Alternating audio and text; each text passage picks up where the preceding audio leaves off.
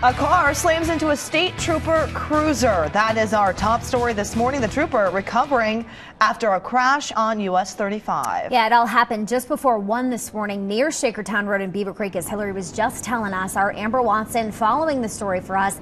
Amber, has the crash site been cleaned up just yet? Yes, they did reopen Shakertown maybe about 15 minutes ago, so we had to move further down here on 35, but that accident happened, just right down this road, less than a mile from here, and this is what it looked like when we got to the crash earlier this morning.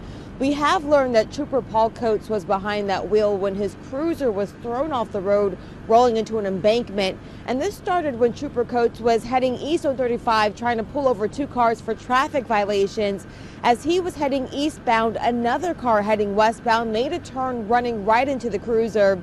And just looking at the damage, it looks like that it was going pretty fast. The speed limit on this highway is 55. At this point, investigators don't know if it was speed that kind of contributed more to this. But again, they are waiting to do more interviews to kind of put this all together. But Trooper Coates has been released from the hospital. We're told that he is expected to be okay.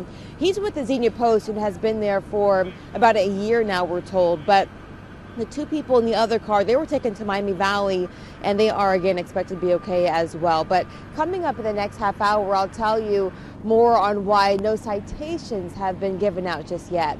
Reporting live in Beaver Creek, Amber Watson, ABC 22 News.